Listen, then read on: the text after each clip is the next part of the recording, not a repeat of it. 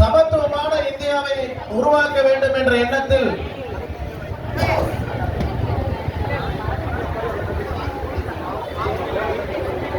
இந்திய மருத்துவ மாணவர்கள் மீது அநீதியாக திணிக்கப்பட்ட நீட் தேர்வை எதிர்த்து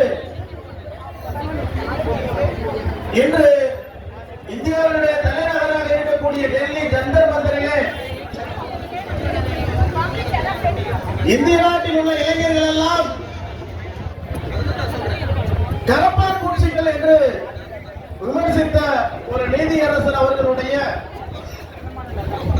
விமர்சனத்தால் இன்றைய தினம் இந்தியாவே அல்லோலப்பட்டுக் கொண்டிருக்கிறது.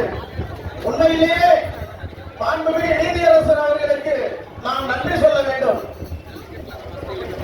இந்தியாவிலே இருக்கக்கூடிய இளைஞர்கள் மிகுந்த சுயமரியாதைக்கும் கண்ணியத்திற்கும் உட்பட்டவர்கள். அவர்களை தூண்டிவிட்டால் கண்டிப்பாக நீதியாக இழைக்கப்பட்டிருக்கின்ற அந்த நீட் தேர்வை ஒழிக்கப்படலாம் என்பது அவருடைய ஒரு ட்ரிக்கா கூட இருக்கலாம். அவர் ஒரு ட்ரிக்கா கூட இருக்கலாம். அவர் சொன்னது நம்மளை கரப்பா மூச்சின்னு சொல்லிட்டாரு. ஆனா அந்த மாண்புமிகு நீதியரசர் அவர்களுக்கு கூறிக்கொள்கிறோம், இந்தியாவில் இருக்கின்ற நாடாளுமன்றம், சட்டமன்றம், மாண்புமிகு உச்ச நீதிமன்றம் அனைத்துமே அநீதி இழைக்கக்கூடிய ஒரு தேர்வை இந்தியாவிலே திணித்திருக்கிறது என்றால் அதை யார் கேள்வி கேட்பது என்ற சூழ்நிலையில் தான் கடந்த 2016ஆம் ஆண்டில் இருந்து புழுங்கிக் கொண்டிருந்தோம். 2016ஆம் ஆண்டு நாடாளுமன்றத்திலே தீர்மானம் நிறைவேற்றப்பட்டு இந்த நீட் தேர்வை தமிழ்நாட்டுக்குள்ள கொண்டு வராங்க, இந்தியாவுக்குள்ள கொண்டு வராங்க. அதை முதலில் எதிர்த்த மாநிலம் தமிழ்நாடு. ஏன்னா கேட்கிறேன், நான் இன்னும் அறிமுகப்படுத்தவே இல்லை. நான் டாக்டர் மு. அகிலன், தமிழ்நாடு மருத்துவ அலுவலர் சங்கத்தினுடைய மாநில பொதுச் செயலாளர், அரசு டாக்டர், கவர்மெண்ட் டாக்டர். நாங்க இந்த போராட்டத்தை கடந்த 2016ஆம் ஆண்டிலிருந்து நடத்தி வருகின்றோம். எப்போதுமே தமிழ்நாட்டில் ஒரு போராட்டம் 2016 நடத்தினா வடநாட்டில் 2026 தான் எதிரொலிக்குது. இதுதான் தமிழ் மண். நாம் அவர்களை விட 10 ஆண்டு காலம் முன்கூட்டியே, அதாவது முன்னெச்சரிக்கையாக சிந்திக்கக்கூடியவர்கள். என்ற சுகாதாரத்துறையை எடுத்துக்கொண்டால் இதை ஏன் நான் சொல்றேன்னா, இந்த 10 ஆண்டு காலம் நம்ம முன்னாடி போறதுங்கிறத சுகாதாரத்துறையிலும் எட்டி இருக்கின்றோம். இந்த தமிழ்நாட்டினுடைய சுகாதார தேவைகளை பூர்த்தி செய்ய எங்களுக்கான தேர்வு முறையை நாங்களே வழிவகுத்துக் கொள்கிறோம் என்று தமிழ்நாடு கூக்குரல் இட்ட பொழுது ஒன்றிய அரசு நம் தலையில் அடைத்து இந்த நீட் தேர்வை புகுத்தினார்கள்.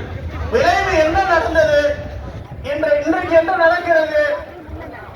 அதாவது முறைகேடாக நடத்தப்பட்ட அந்த நீட் தேர்வை ரத்து செய்துவிட்டு மறு தேர்வு நடத்துகிறார்கள். அந்த மறு தேர்வு நடத்தும் போது வினாத்தாள்கள் கொண்டு செல்லக்கூடிய வாகனம், இந்த வாகனத்துக்கு பாதுகாப்பாக யாரை அனுப்புகிறார்கள்?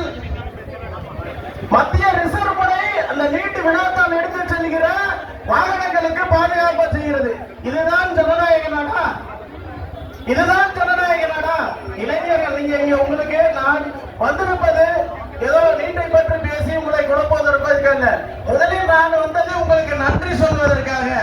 தமிழ்நாடு சுகாதார கட்டமைப்பின் சார்பாக இந்த தமிழ்நாட்டினுடைய சுகாதார தேவையை பூர்த்தி செய்து கொள்ள நீட் தகுதியான தேர்வு அல்ல என்பதை நீங்கள் மருத்துவம் படிக்காவிட்டாலும் உணர்ந்து இவ்வளவு பேர் கூடி இருக்கின்றீர்கள்.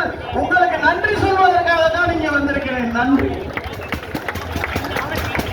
ஏன்னா நீங்களாம் மருத்துவ மாணவர்கள் இல்ல, இன்னைக்கு நீங்க ஆரம்பித்து விட்டீர்கள். நாம் இந்த நேரத்தில் ஒரே ஒரு நிமிடம் ஒரு சகோதரிக்காக நாம் அஞ்சலி செலுத்தி ஆக வேண்டும்.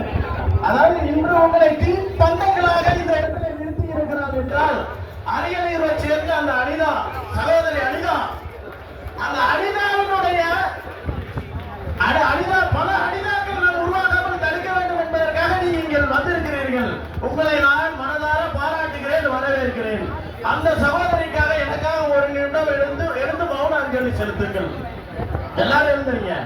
இந்த நிகழ்வு ஒரு நமக்கு ஒரு 1266 மதிப்பெண் பெற்ற ஒரு மாணவி இந்த நீட்டு தேர்வினால் அவருக்கு ஒரு வாய்ப்பு கிடைக்காமல் அவளையே அடித்துக் கொண்டு இன்று தீப்பந்தங்களை எல்லாம் விட்டு தீயாய் கருகி விட்டார்.